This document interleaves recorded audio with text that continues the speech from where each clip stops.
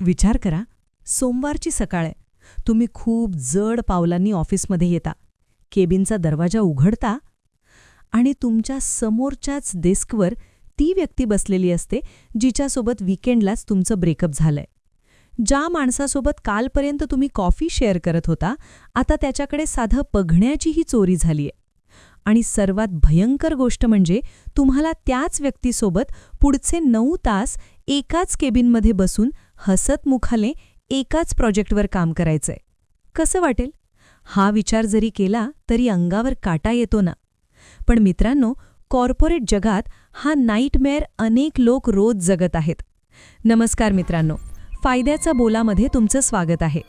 आज आपण ऑफिसमधल्या अशा एका विषयावर बोलणार आहोत ज्यावर एचआरच्या कोणत्याही मॅन्युअलमध्ये सोल्युशन दिलेलं नसतं. विषय आहे ऑफिसमधील ब्रेकअपनंतर स्वतःला आणि स्वतःच्या करिअरला कसं सावरायचं. चला, आज या विषयाकडेही आपला उलटा चष्मा लावून बघूया. द रियालिटी चेक, उदाहरणे आणि त्यातून मिळणारा धडा. सुरुवातीला आपल्याला वाटतं, अरे आपण दोघेही मॅच्युअर्ड आहोत, आपण हे प्रोफेशनली हँडल करू. पण रियालिटी तशी नसते बॉस. The ego clash.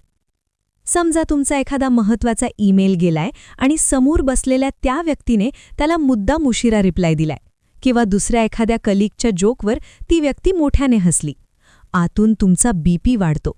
तुम्हाला वाटतं, माझ्यासोबत ब्रेकअप करून ही व्यक्ती इतकी खुश कशी राहू शकते.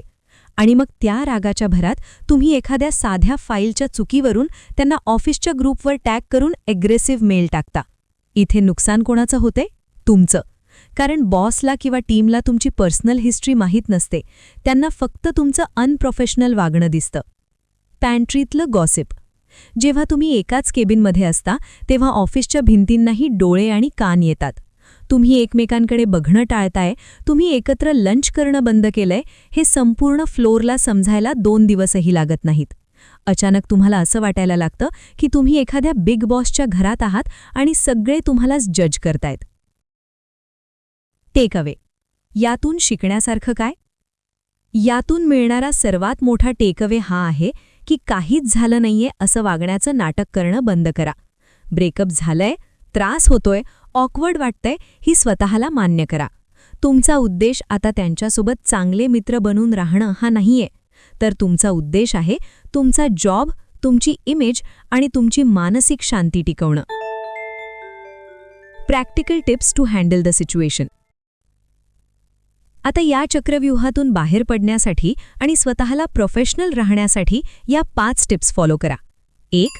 इमोशनल बाउंड्रीज सेट करा. संवाद फक्त आणि फक्त कामापुरता ठेवा.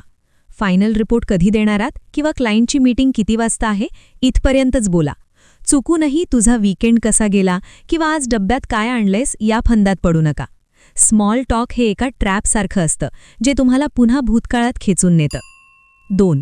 Digital detox at work. ऑफिसच्या डेस्कवर असताना वारंवार त्यांचं व्हॉट्सअप स्टेटस बघणं किंवा इंस्टाग्राम चेक करणं पूर्णपणे बंद करा. कामाच्या ठिकाणी फक्त ऑफिस कम्युनिकेटर म्हणजेच टीम्स, स्लॅक किंवा ईमेलचाच वापर करा. जेवढा कमी संपर्क तेवढा कमी त्रास. 3. ऑफिसमध्ये पार्टीबंदी.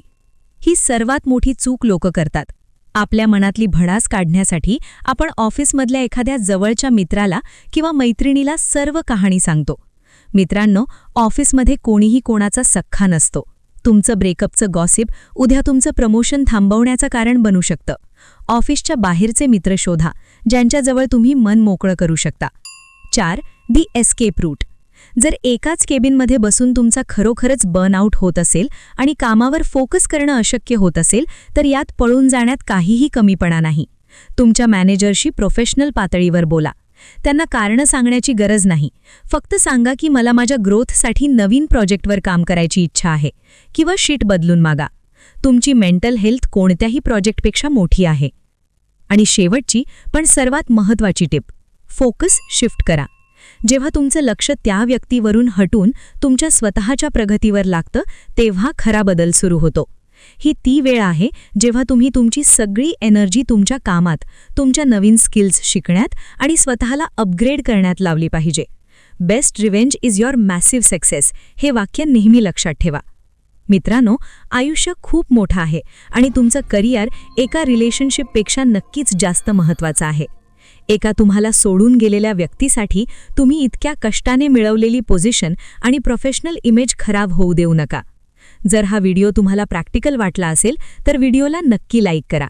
जर तुमचा एखादा मित्र किंवा मैत्रिणी या फेजमधून जात असेल तर त्यांना हा व्हिडिओ न चुकता शेअर करा. आणि अशाच कॉर्पोरेट लाईफच्या खऱ्या आणि फायद्याच्या गोष्टींसाठी फायद्याचं बोला चॅनलला नक्की सबस्क्राईब करा.